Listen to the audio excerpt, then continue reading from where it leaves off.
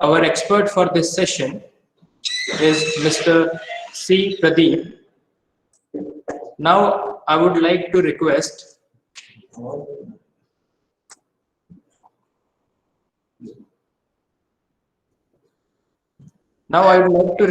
Professor Kuldeep Patel to introduce our session expert. Over to Kuldeep. Thank you. Am I audible? Yes, please carry on. Okay. Good afternoon, everyone. Good afternoon, Pradeep sir.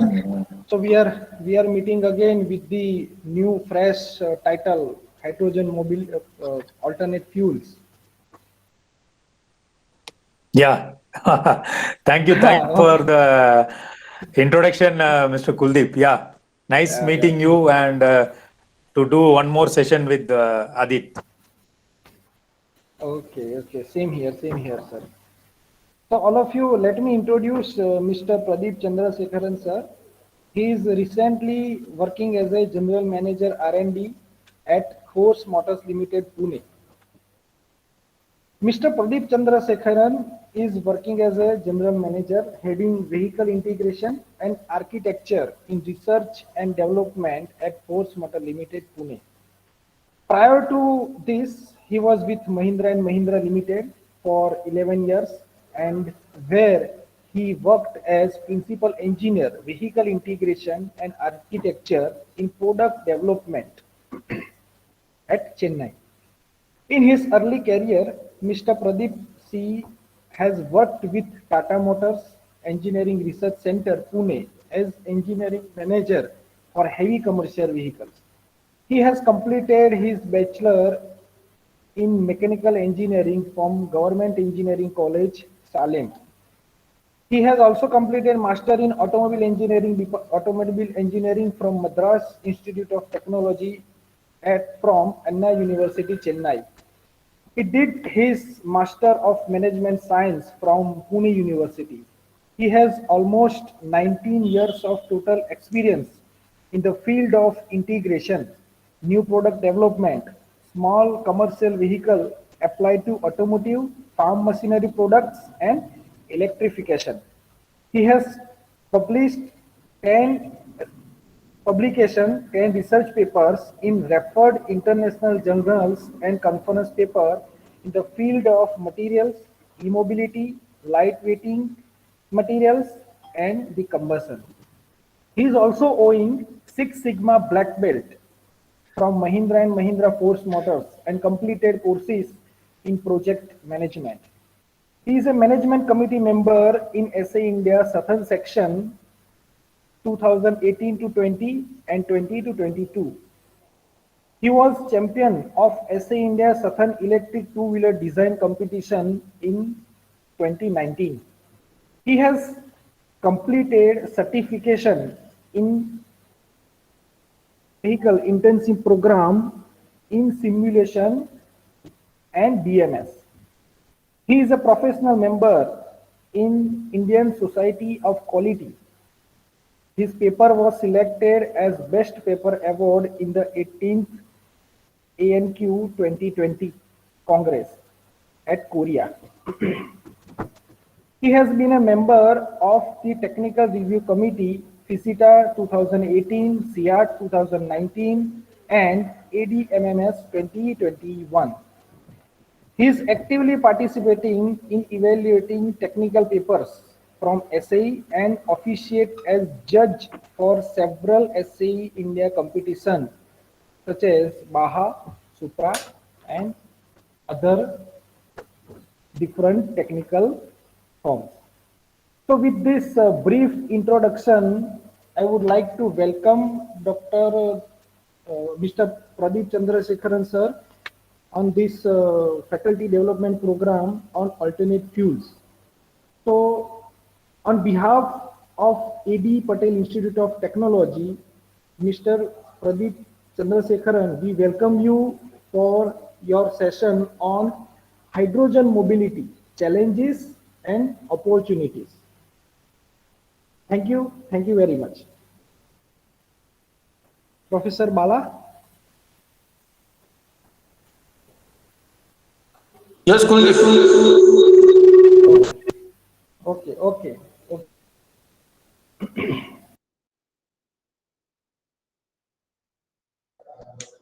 Yes, Pradeep sir. Uh, yeah, can we start? Yes, sir. Yes, sir. Yeah, okay. So, good afternoon, all of you. Am I audible, Mr. Kuldeep? Yes, sir. Yes, sir. Yeah, okay. Yes, yes. Good afternoon, all of you. This is my second session with Adit, which last session has been a wonderful journey. Somewhere in the last year, we did a program. So now it's 3:05. Next, maybe 45 minutes to 1 hour. We will just have a glimpse on the hydrogen as a mobility carrier, I would say.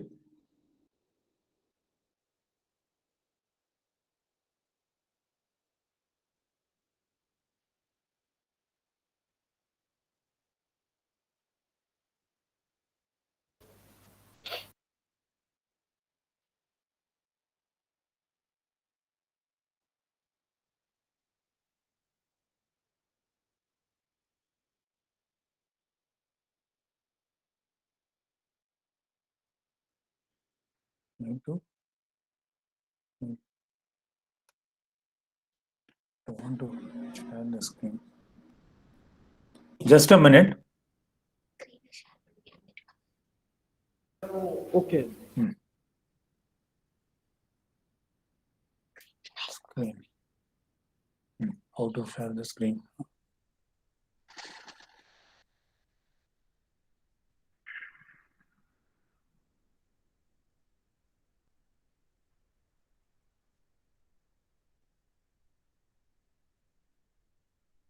Mhm.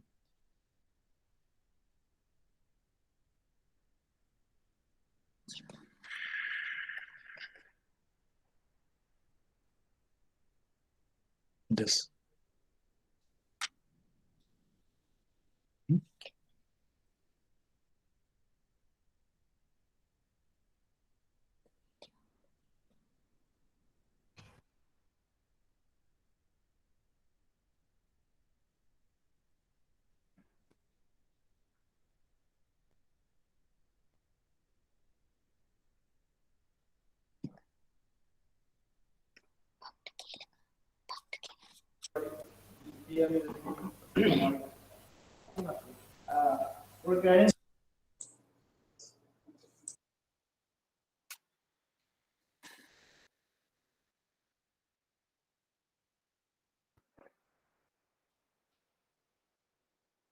So to start with, as we all know, uh, hydrogen is the first element.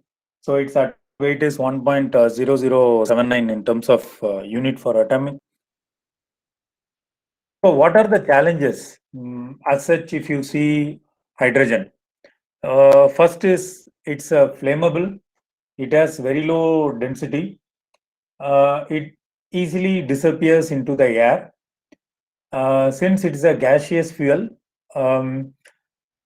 or for completing the combustion, it requires very low density. And also, though hydrogen is the lightest, even lighter than helium, it does not exist in the purest form. So, for using the hydrogen, we have to make it what to say sourced from other resources. You take either it can be a methane, it can be other gases. And last thing is, since it has very low density, it has to be provided with a very high air fuel ratio of nearly as much as 34.34:1, which is very high compared to a gasoline air fuel ratio of 0.7:1. So these are some of the, I would say, practical challenges, both in terms of application and in terms of technical standpoint of view in using hydrogen.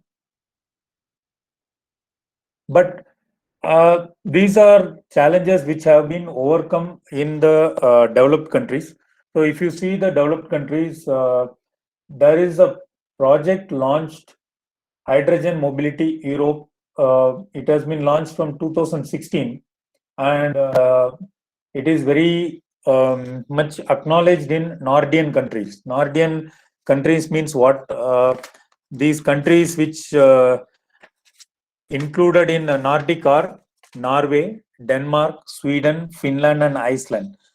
So if you see out of all these countries, Norway has been equally leading the mobility in terms of implementation of EVs. So if you see globally, even ahead of China or US, Norway is the number one in terms of number of EVs implemented per total number of vehicles. So the same Sir, technologically upgraded, yeah. Sorry to disturb you. I think your slides are not changing. No, I'm in the same slide. I have not moved the slide. Okay. Sorry to disturb you. Please carry on. Yeah, no problem.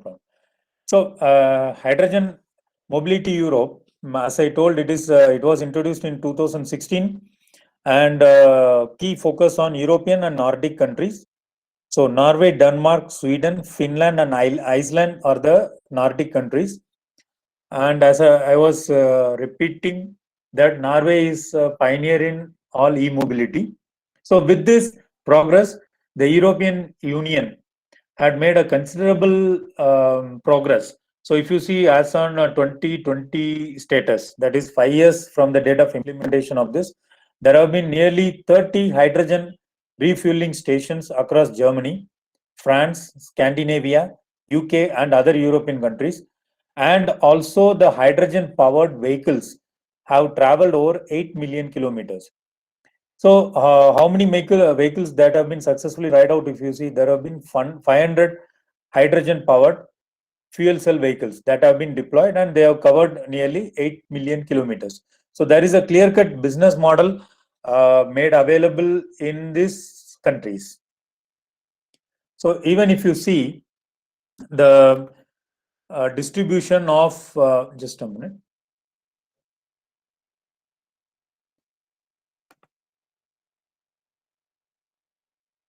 Even if you see this project overview, as I had mentioned, so there have been, out of those 50, so there have been 20 hydrogen refueling stations. That's what shortly we are calling as HRS, which are high pressurized filling stations. So it has been pressurized to the level of 700 bar. These are installed in Germany, and 10 numbers, inclusive of 350 bar and 700 bar in France. Then Scandinavia, then 6 numbers. And if you see number of fuel cell vehicles, it's 500 numbers, which I have mentioned in earlier slide. And if you see the range extended EV vans, that means in the EV, as you might be aware, for getting the required range, and I would say, range is the more focus. So we need to go for continuous addition of batteries which are heavier. In the fuel cell, the battery loads are taken or shared by hydrogen. So in this regards, the complete weight of the vehicle comes down, and also to a certain extent the cost is given a trade-off. And the hydrogen rollout areas are again Scandinavia, Germany, France, and UK. And there are coalitions also happening in Belgium and Luxembourg. And if you see the industrial partners, all the big OEMs are there, starting from Audi, BMW, Nissan, Renault Trucks, OMB, everybody. And that's not only the real fueling stations that are applied in all these two. So in sum up here, hydrogen is not a new to Europe, and they have started already the hydrogen utilization. They are far ahead in terms of rest of the world. So how is hydrogen stored? If you see, So hydrogen is stored in terms of either physical based or material based. If you see the physical based, it's again into three forms, that is high compressed gas, cold or cryo-compressed, liquid hydrogen. So if you see the compressed gas, it is in terms of cylinders similar to oxygen carrying cylinders. Then it is cryo-compressed, means again it is under cryogenic condition. Then liquid hydrogen is completely in case of liquid. So this is on one state where either it is a gas or a liquid, whereas hydrogen can also be stored in the form of a material base. So if you see the material base, again it is how it is done. It is stored in the form of hydrides. So in the terms of hydrides, if you see either it can be adsorbent, liquid organic, interstitial hydrides, complex hydrides, and complex chemical hydrogen. So what is the thing, how they are getting into these type of hydrides? So if you see in hydrides, the hydrogen exists in the form of hydrogen atom, and it is existing along with these precious materials, whether whatever the material, molybdenum or sodium, aluminum, then ammonia, bromium hydride, and all other things. So what is happening in the lattice matrix? The precious material along with the hydrogen is in structure. So since hydrogen is existing in the form of atoms, the structure of the hydride becomes destabilized when you heat it. So what happens during the melting of the hydrides? Then the atoms of hydrogen are released from the lattice by the complex precious materials. So in a manner, these materials are also a source of storing the hydrogen. Now one small, I would take you through a video. Just a minute.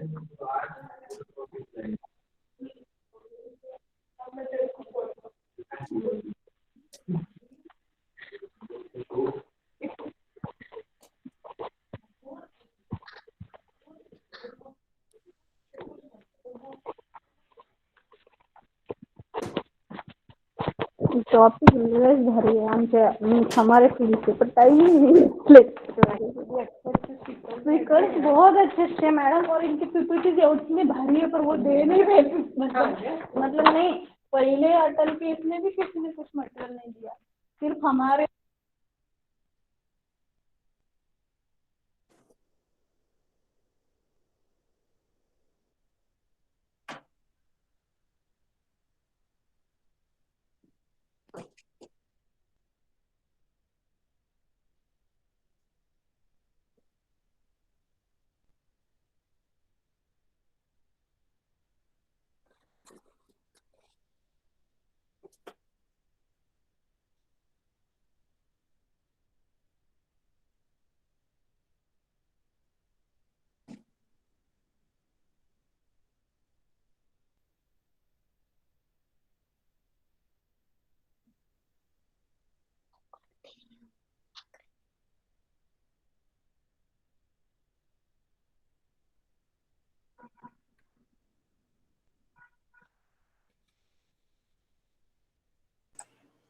Hello. Pradeep sir? Yeah. Are you Yeah. facing any issues? No. My video Okay, is visible. Yes, slides are visible. Video is visible, right? Yeah. Video not visible, sir. Video not visible. Video is not visible, only slides. We can see your slide number 6. Yeah. Video is not.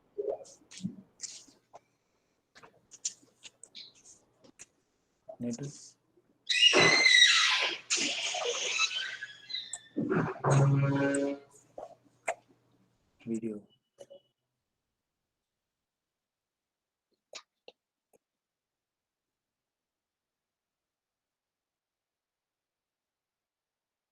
I want to show this.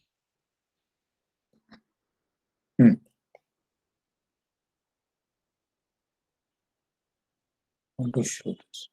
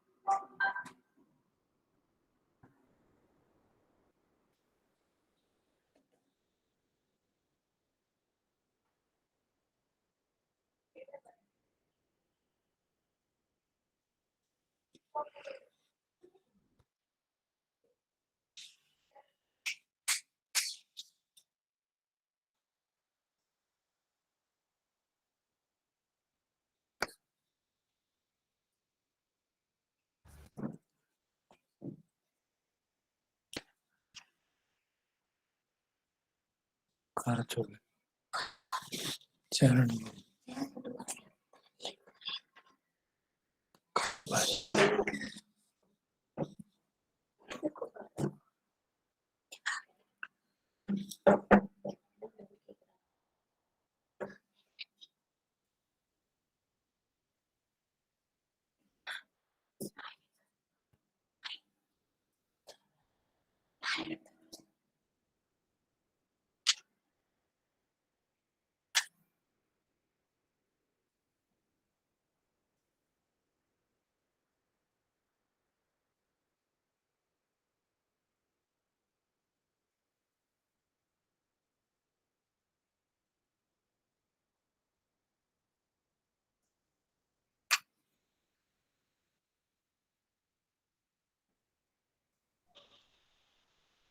Sir, the video is not audible, sir.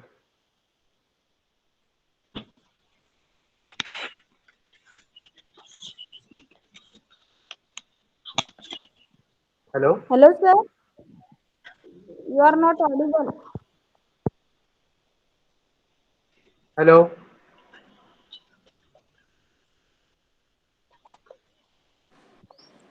Mr. Pradeep, Pradeep, your sir. video is not audible.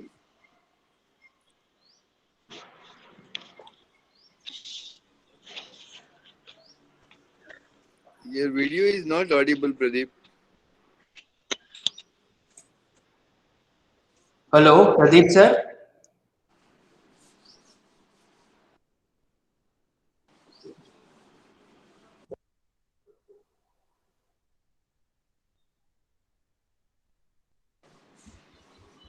Pradeep, your laptop audio is muted.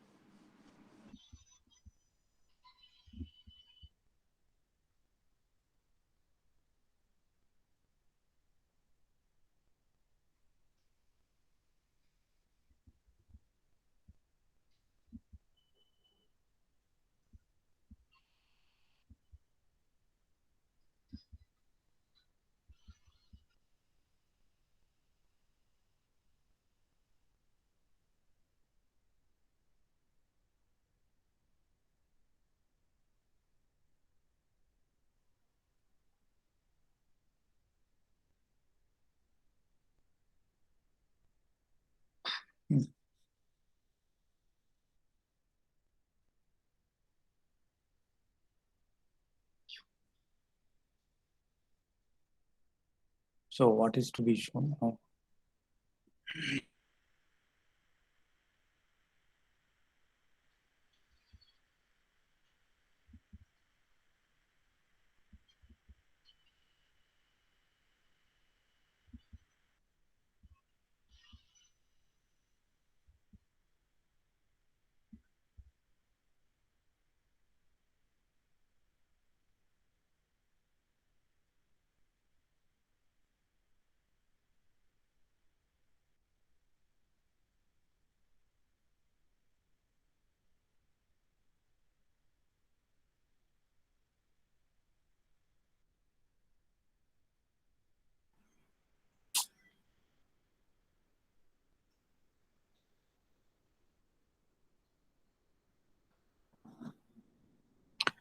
So,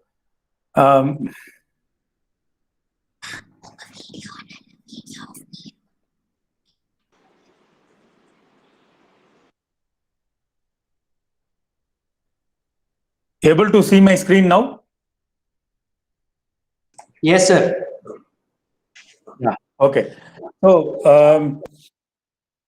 So one application we spoke is of how to save it in the hydrides.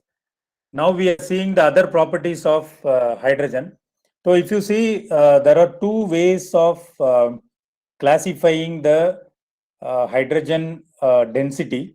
It is applicable to other metals also. So it is in terms of either gravimetric or volumetric. So if you see gravimetric, as you might be aware, gravimetric is the determination of amount of material to be dosed by in terms of weight. Whereas volumetric is the volume or the space occupied. So if you see the graph here,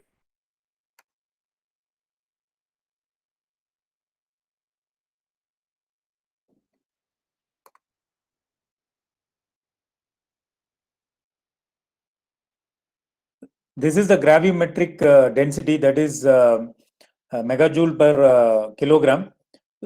If you see, it is around 120 for hydrogen, which is under compressed condition. Whereas if you see for either it is ethanol or in terms of gasoline or anything, it is somewhere here between 20 to 40. So what is happening here is, because of this gravimetric density, there is a lowest heating value for hydrogen, and at the same time, if you see the volumetric density, you see for diesel or gasoline, it is somewhere around 12 to 14, right? And for hydrogen liquid, it comes to around roughly 32 to 33. So what it symbolically indicates is, because of this variation in the gravimetric and volumetric densities, though the energy availability of hydrogen is very high, we need it to be compressed so that its huge amount of volume can be saved. So this, if you see the trend of the materials based on hydrogen storage solution. So if you see in the top on the physical storage, so if you see in 0.3 gram per liter, the pressure is 1 bar normal. And if you go for still in lab cylinders, it goes up to 150 bar lab cylinders, that goes up to 10 gram per liter density. Then if you go further compressing, that is, it will go up to 350 bar. And these are what being used in Gen 1 vehicles, which goes up to a efficiency of volumetric efficiency of 28 gram per liter. And if you further pressurize, like similar to that of Generation 2 vehicles, you go up to 40 gram per liter, that is up to 700 bar. And if you go for liquefaction, the liquefaction, then you go for liquid hydrogen, that is 71 grams hydrogen per liter at 20 Kelvin temperature. Whereas if you see in terms of material based storage, you see the interstitial hydrides, it is 100 to 150 gram hydrogen per liter. And if you see the complex hydrides, this is again going between 70 to 150 gram hydrogen per liter. If you see the chemical storage, it goes up to between 70 to 150 gram hydrogen per liter. Then if you go for sorbents, it will be less than 70 gram hydrogen per liter. And if you go for water and other references, it goes up to 111 gram hydrogen per liter.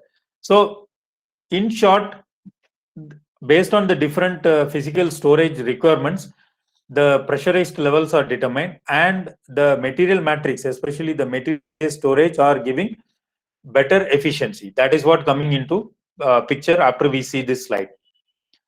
So this was what I was precisely explaining. On a mass basis, hydrogen has nearly 3 times the energy content of gasoline.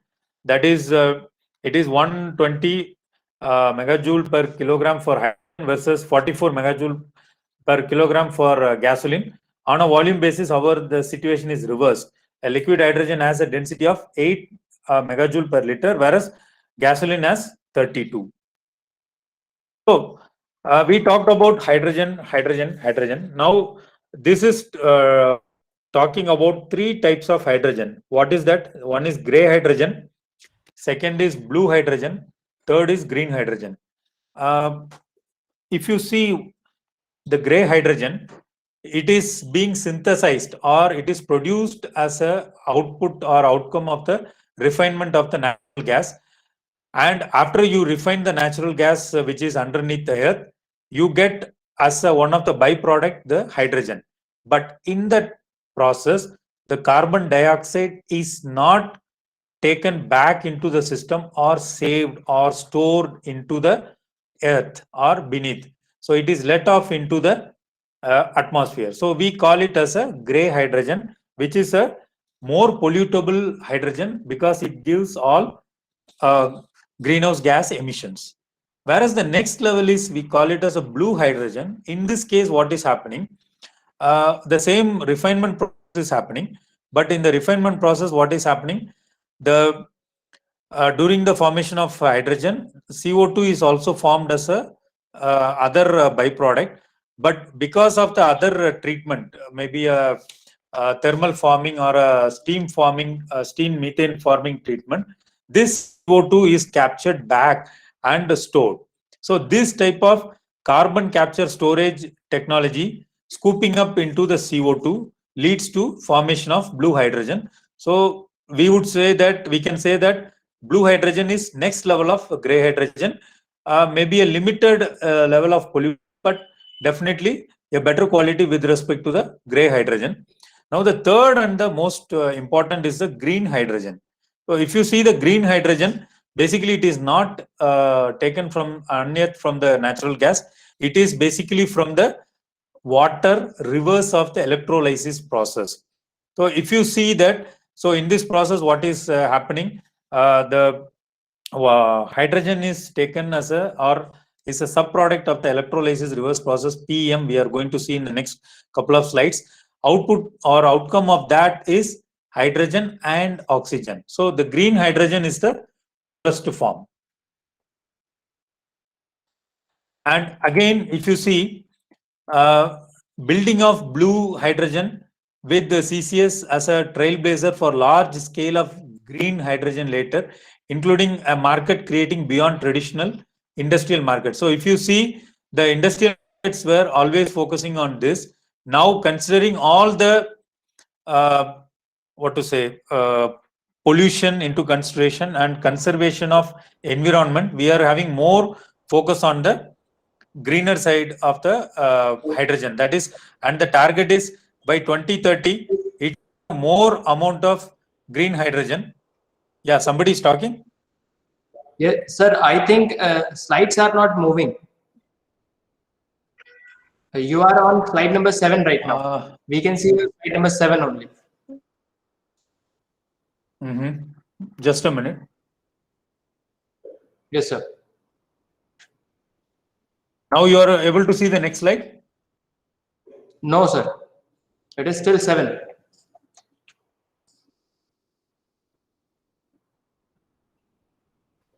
Yes, it is now your slide 7, and it is still 7. Now it is 10. Yeah, I think it is moving. 7. There is a bandwidth problem. That's what I had taken out my video. Only I kept my audio. Now we are on slide 10. Is it visible? No, sir. It is still 7.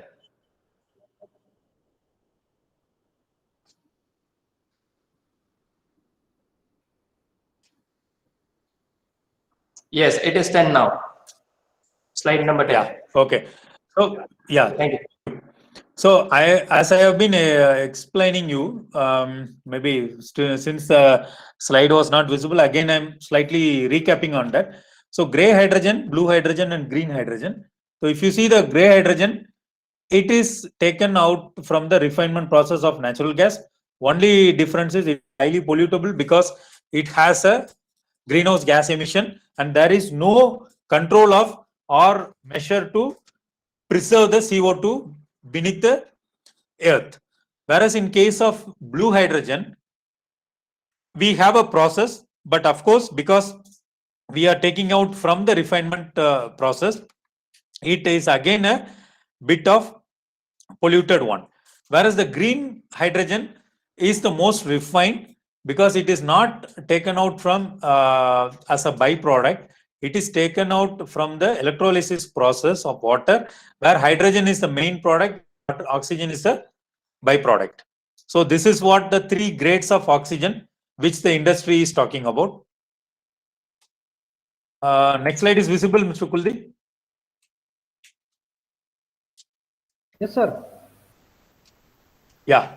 Okay. So this is again talking about the trend that is going. So if you see till 2018, we were okay, or we were particular on even getting gray hydrogen. Now we are moving to a blue hydrogen. So by in next one decade, 2030, the target is to have a complete green emission, that is by green hydrogen. Yeah, next slide is visible. No, sir. It is still slide number 10.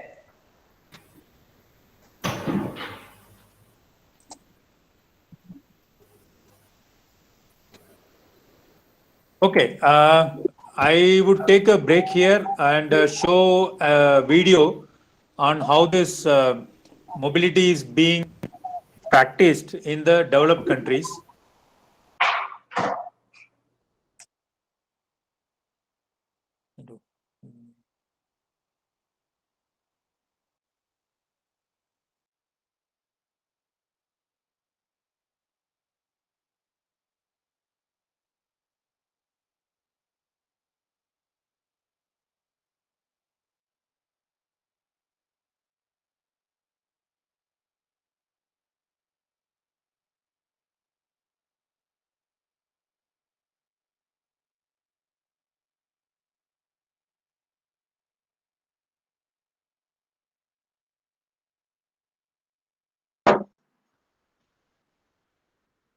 Yeah. I am sharing a video. YouTube.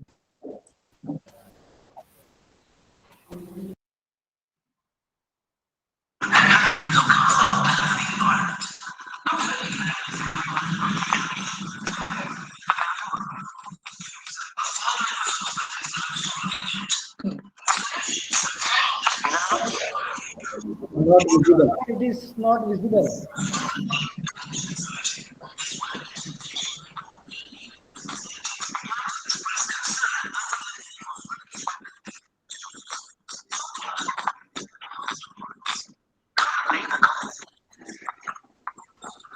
Hello, Pradeep sir.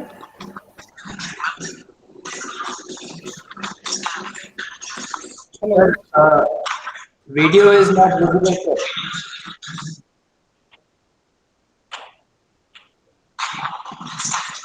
Hello. Yeah. Video is not visible, sir. How to?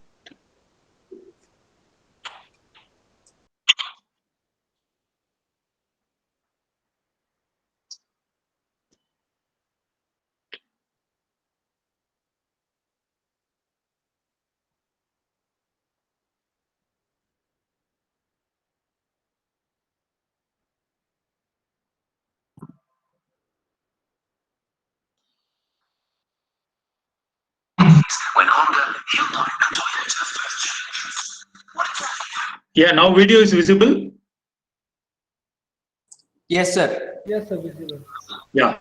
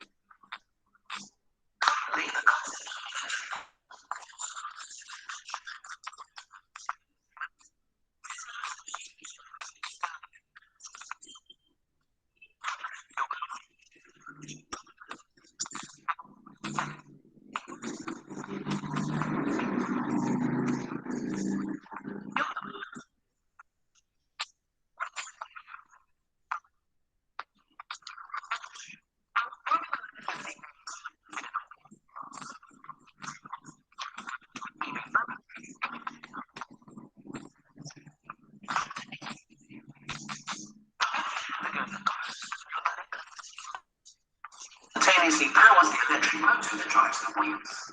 Unlike those fuels like petrol and diesel, hydrogen produces no other emissions.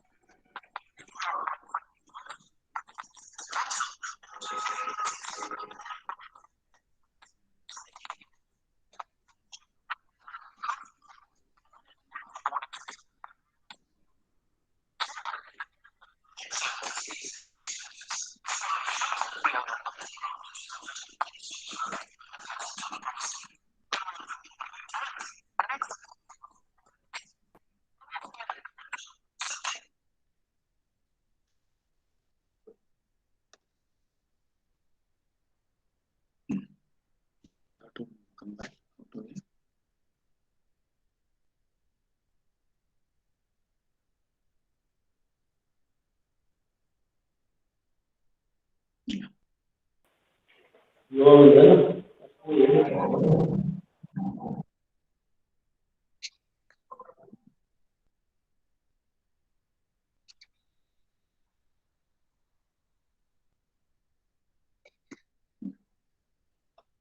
So my slide is visible again?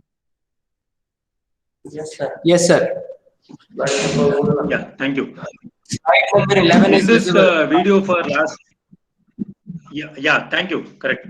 So in this 5 minutes video, I would like to take a quick, what to say, grasp or few of the key things.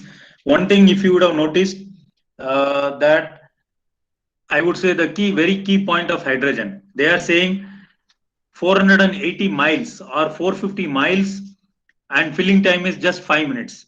If you see equivalently a filling time of gasoline or diesel, right? Even in the petrol bunks, even if you have to fill say 30 liters or 40 liters, it's going to take at least a minute and so. So comparatively, it is far, I mean, your downtime is very less in the filling station. This is compared to the ICE vehicle. But if you go for an EV, your fast charging is going to take minimum 1 hour. Even for a Tesla vehicle, it takes 1 hour. If you go for a DC fast charging, and if you go for a normal AC charging, it goes for 4 to 6 hours. If you go for a Nissan Leaf or a, so in all this perspective, hydrogen vehicle is very I would say economical in terms of your refueling time. Number one. Number two, if you see all OEMs, right? Yeah, whether it is Toyota, whether it is, they also showed about Honda. Everybody is having a either in terms of a JV or they are doing some development on their own. The predominant will be the Toyota Mardi, which is predominantly sold in UK. And this Toyota has been very effectively putting in place where they are efficiently handling the hybrid vehicles. So these are very strong talking points of hydrogen, and also the storage. If we go for a storage, not in for a regular tank, instead of that, if we go for a hydrides and further refined compressed tanks, so it is going to be a very much viable solution. And in between, they are also talking about the cost of the car, which I would say slightly near to a EV version of any vehicle. So all the other aspect of the cars remaining the same. The much of the work will happen on the engine fine tuning and on the underbody package, because we have to go for cylinder, the mounting tanks, the hydrogen generators, so like that. So these are some of the USPs which we could see in this video for last 5 minutes. Next slide, slide number 12.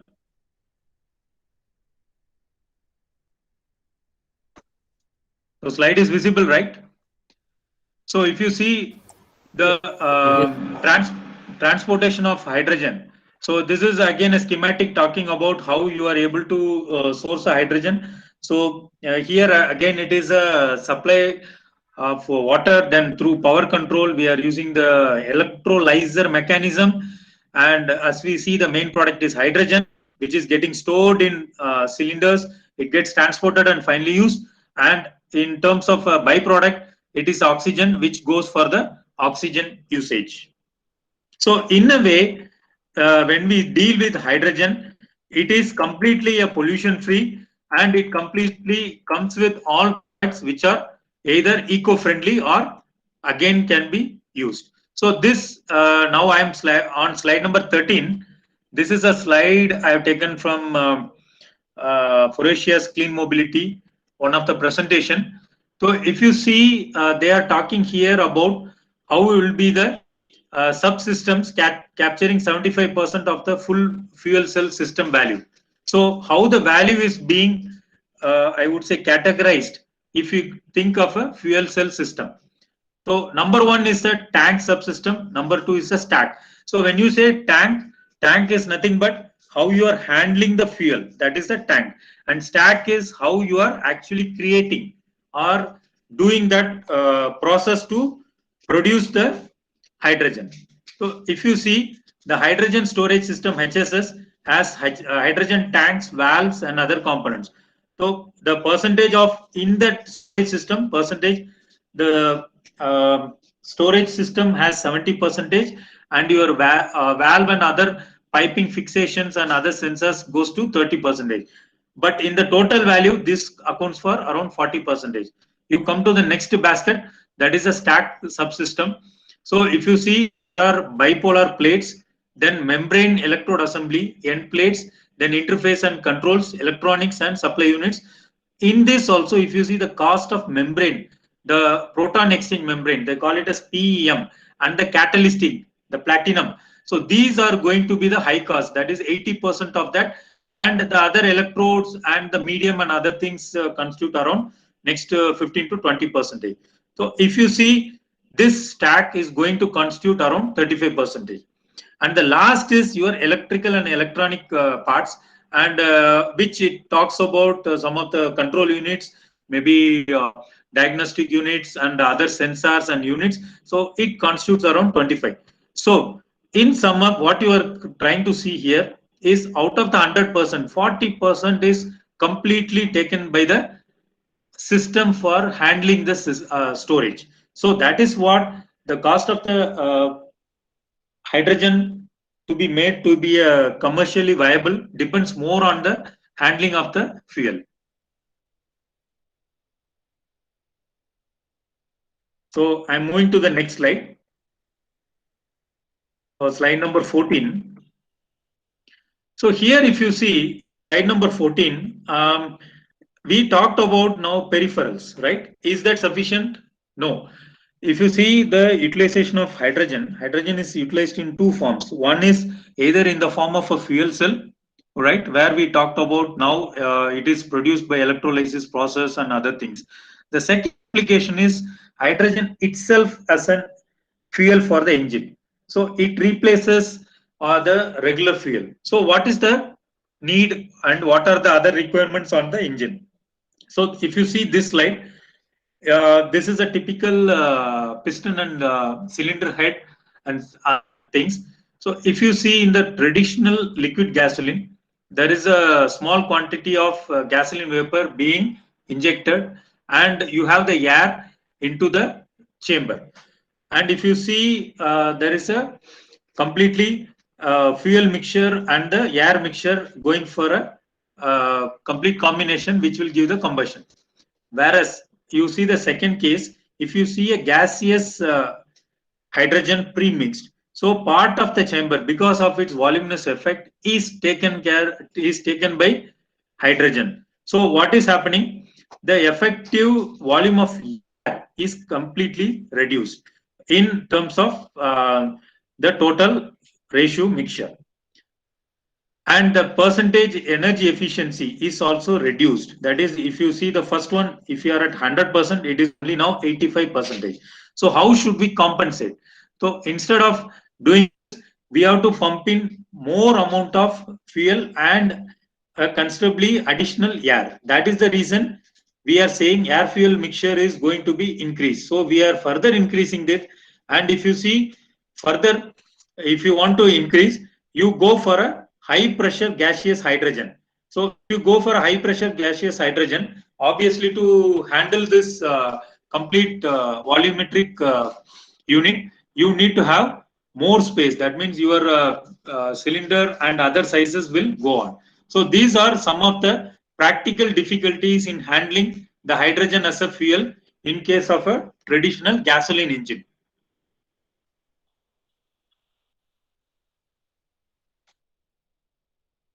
I'm going to slide number 15. Yeah. So now what are the other things which also need to be fine-tuned? I have listed, there are many, but I have listed on few of this.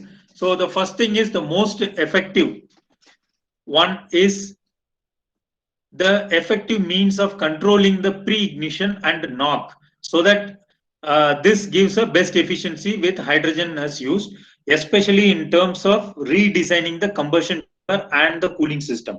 A disc-shaped combustion chamber, I have written it very in a simple term, but lot of optimization is required. With the flat piston and chamber sealing can be used to reduce the turbulence within the chamber. And the second thing is more optimized igniters. Either it can be defined in terms of the delays or advancements or the voltage and other calibration things. Then we also have to have a more optimized cooling system. When I say more optimized cooling system, the cooling channels have to cover all around parts of the engine and the required peripherals. And the last thing is, since the volume of air to fuel ratio is higher, and it goes for a lot of high pressure areas in the total crankcase.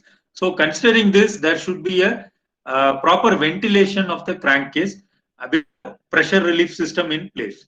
So this is one of the very important criteria on which basis hydrogen can be used with all these modifications in a typical gasoline engine.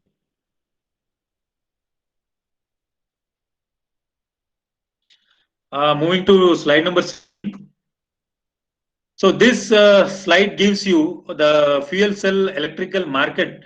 So if you see between 2020 to 2026, the market value which is seen is in automotive segment is greater than 35%. Short segment is around 38%. And if you see the long range hydrogen power, it will be around 1.45 billion market value by 2026. So you see there will be a compounded average growth rate, and that is seen for next 5 years or 6 years, it is going to be beyond 38%, which is a very high or very huge growth. So we are moving from completely 1 to a 14 billion. So if you see more growth is going to be seen in both the Asian market and also in the European market. So if you see the European market between in next half a decade or 5 years, we are going to see a 35% increase. And if you see already the APAC market value in 2019 was 770 million. So there is a huge market which is coming into place. I would say the hydrogen market is also catching up with the parallel existence of the electric vehicle.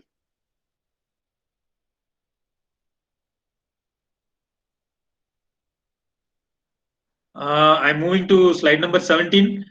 So here it is again talking about, there we talked about the production of hydrogen from a typical electrolysis process. So here again that is shown here. So if you see the greenhouse production by electrolysis, again it is going into the trailer filling hub, and from that why trailer filling hub, here there is a storage station in between, so where pressure has been adjusted. From there it goes into the transportation truck and it goes into the filling station. So where we have two different type of pressure settings, maybe 700 bar and a 350 bar. The in between the greenhouse to hydrogen to industry, in between this mass flow calibration happens in the dispenser nozzles. So this is what the significant, this was also shown in that video where they are telling that there are huge stations in between, so where it is dispensed from that. So under the other fuels, the calibration and other filling happens here itself, so that the normalization need not happen at the local filling station. So we move to the next slide. Here again, it is talking about, here it is again talking about in the fuel cell process, how the flow of energy and fluid is considered. So if you see the hydrogen path is the green path, and these are the storage tanks from which it is going, and air path is also there. Air path is an I would say byproduct of that, which is further used for running the turbos and other compressor units. Then on the other side we have the EV. So if you see, this is a high voltage circuit, and this high voltage circuit and the battery is to be also cooled. So from that angle we have a fan here. So there is a hot and the cold fluid coming out. So if you see, that is a totally integrated process where you have tanks for storage, then you have the fuel cell, I would say hydro generator. Then output product is also used for other turbo and other operation. Then the main hydrogen, and that is being used for producing the electricity, which is in turn provided to the high voltage system. So this is the motor finally, which gives the drive to the wheels, and also the heat has to be exchanged with the atmosphere. So that is transferred on the lines, and both coolant in hot and cold condition are exchanged. So this is a, I would say, a typical circuit of a fuel cell vehicle.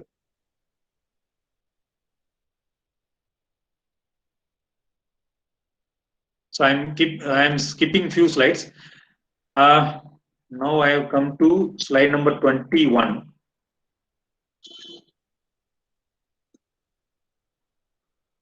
Yeah, one more slide. I want to show this on slide number 20.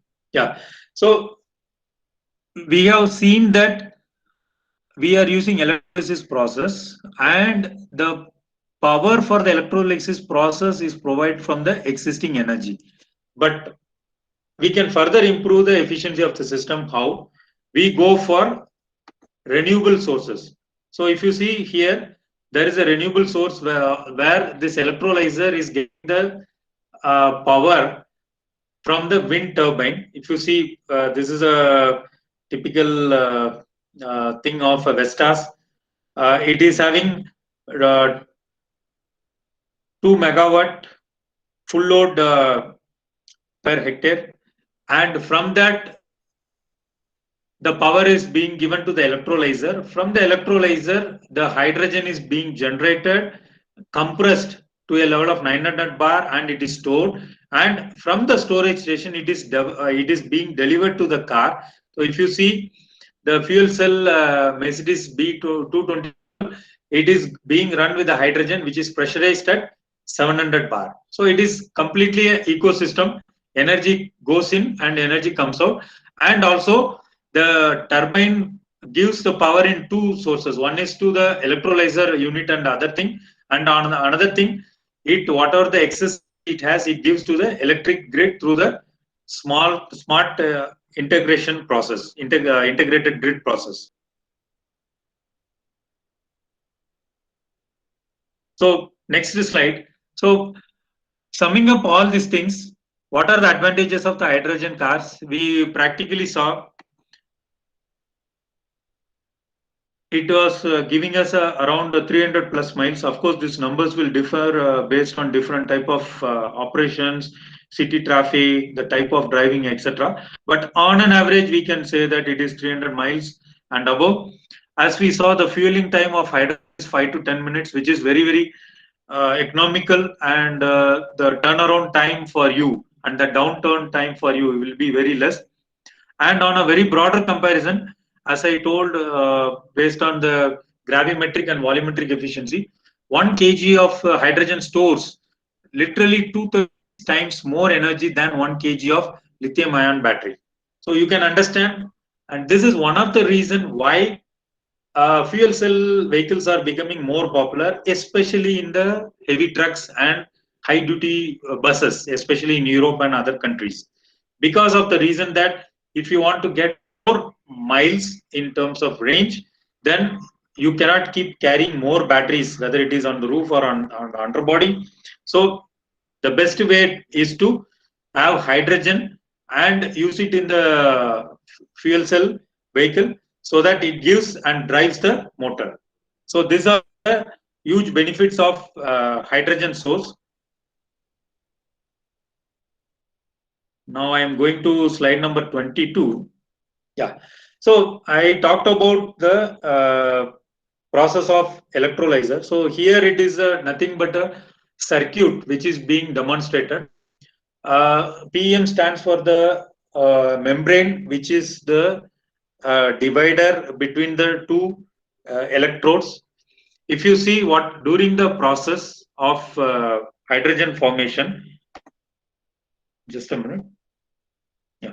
During the formation hydrogen process, what happens is the molecules in forms of electrons get moved away from one to the other, and in the process one of the electrode loses the electron, which moves from positive to negative, and there it again merges with the atoms of hydrogen. So in a way it produces hydrogen and oxygen, and in one of the byproduct also as a water.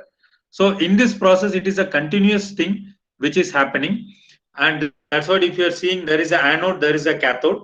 So the byproduct is the input is taken as water, then it goes into the hydrogen, then it loses molecules, and in the process hydrogen is being created. So how do we demonstrate this complete hydrogen mobility? We saw the chemical reaction, the storage, what is the part of the storage contribution in the total cost, commercialization, what are the technologies used. Now we will see this is the pyramid for implementation of hydrogen mobility.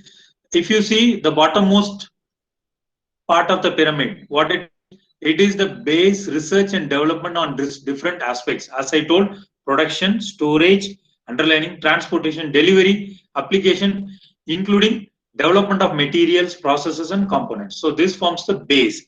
The next one is the development and demonstration of products for hydrogen utilization for generation and use in transport sector. That's what. So if you see, first is what is the methodology or strategy you are going to adopt, in what method you are going to use this in what method you are going to I would say completely utilize this hydrogen from the source of generation.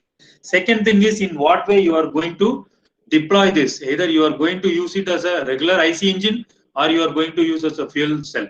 And third thing is demonstration of integrated hydrogen system and application. So here it is more of delivery, implementation, and application. So this complete pyramid has to be clear in front of us before we talk about the hydrogen mobility and its implementation.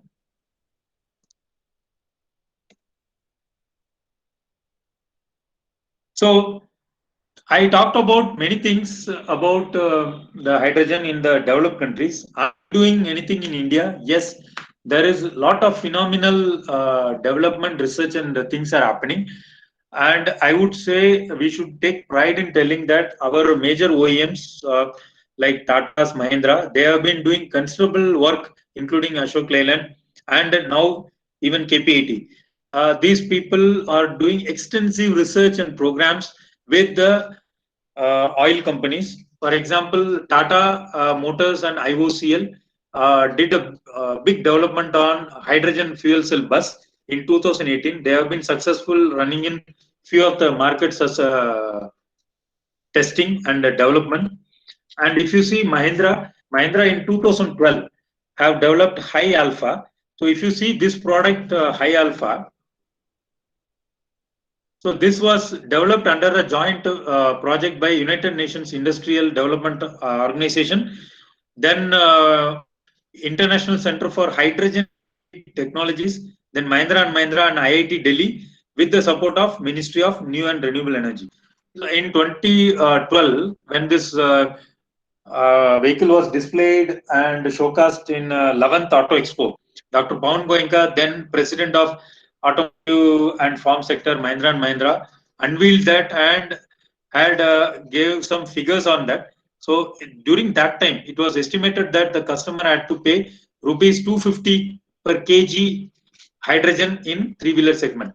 So if you carefully recollect in the video what was shown, he was talking about $9 right? $9 is also coming to around 630, or I would say 73 into, 650 rupees per kg.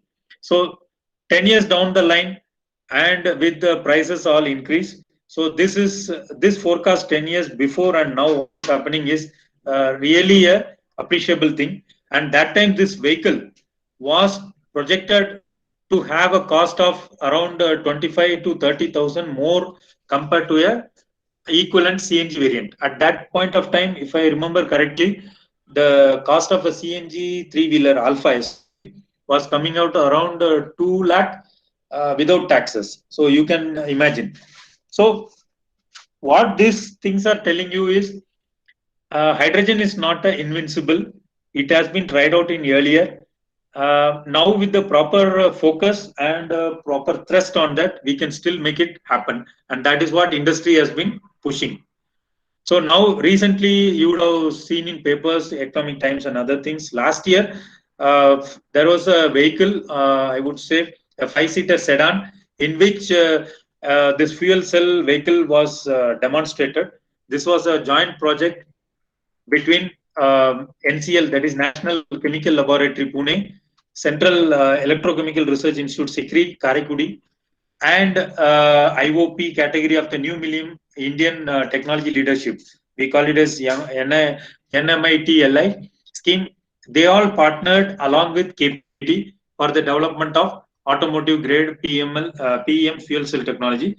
The vehicle has been fitted with a Type 3 commercial cylinder tank, and it has a capacity of around 1.75 kg H2 stored at about 350 bar. And the FC vehicle, as per the trial declared, should be able to run approximately 250 kilometers range. That means 250 means roughly it comes to around say 180 to 190 miles, which we talked earlier about 300, 350 in developed countries. So we are also almost there. And the good or positive thing is these ranges have been exercised or checked on the Indian road condition, which are comparatively more challenging compared to the European or other developed countries. And this has been done at a moderate speed of 60 to 65 kilometer per hour. So what is happening? One side, industries and oil companies have also taken efforts in joining. And this is also augmented by recent steps of the Indian government. On 1st February, there was a very good news in the Indian budget. Of course, from the mobile side, I'm telling. Government has allocated 1,500 crores for Indian Renewable Energy Department, IREDA, and they have also announced National Hydrogen Mission in 2021-22 for generating hydrogen from green energy sources. Clearly, India is keen on developing hydrogen economy. It is a participant already, one among the 16 nations in the mission of renewable and clean hydrogen challenge. So if you see the hydrogen societies in India, there are a lot of positives. If you see why, because India has a huge biomass resource, number one. Some hydrogen is also being made available as a byproduct. And also India is creating CNG network throughout India. Now, if you see, it's almost available in few parts of the Western India and few parts in the UP and Gujarat and few areas. It's going to be a pan network now. And India has huge coal resource. So making electrolysis process and other, even though if you don't use renewable energy, still you have a lot of it. And 40% of electricity come from renewable sources. So excess electricity can be used for hydrogen creation, easy to store and transportation. And on the other side of utilization and benefits, if you see, we can have lesser dependence on China. And India is not too far behind in technology. India can be a leader in H2 production pathways. There are labs which are being set up by ISRO, CSIR, IOCL and Tata. So this shows really that we are putting a lot of thrust in the development of the research for implementation and commercialization of hydrogen. There are a lot of enablers.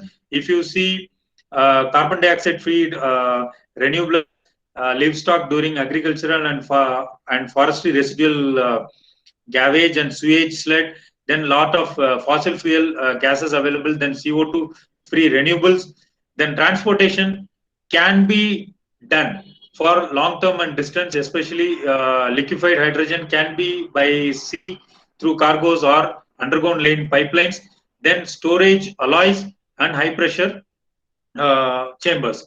So this is a complete ecosystem similar to that of electric or connected mobility. So each has its own, but the unique thing is you have lot of reserves in India which can be utilized in a economical manner without hampering without leading to depletion for the hydrogen generation. So before I sum up and conclude my presentation, I would like to show one more small video. Just a minute.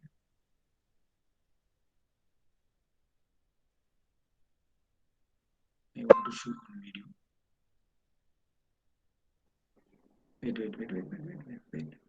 Wait. Yeah, this I want to show.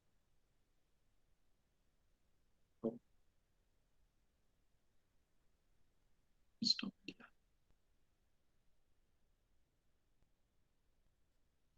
Yes.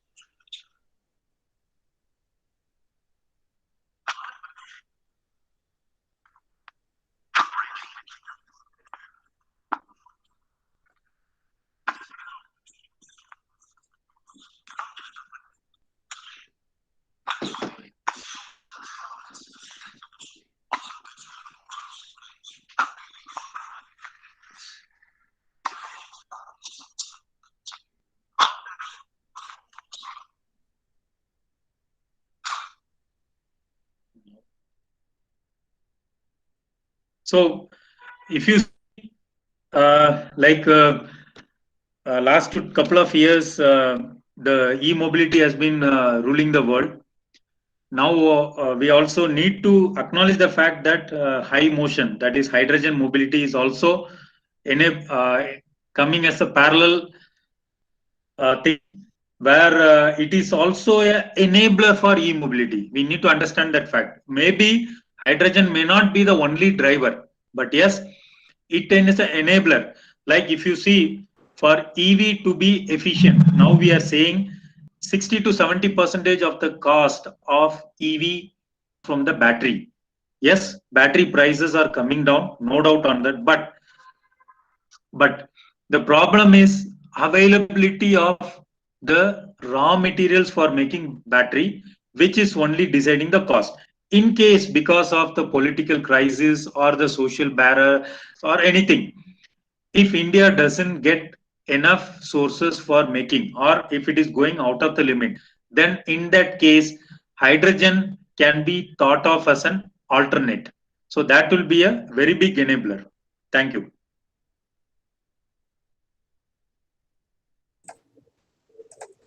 Thank you, sir. Now, I would like to request Mr. Kuldeep Patel to thanks.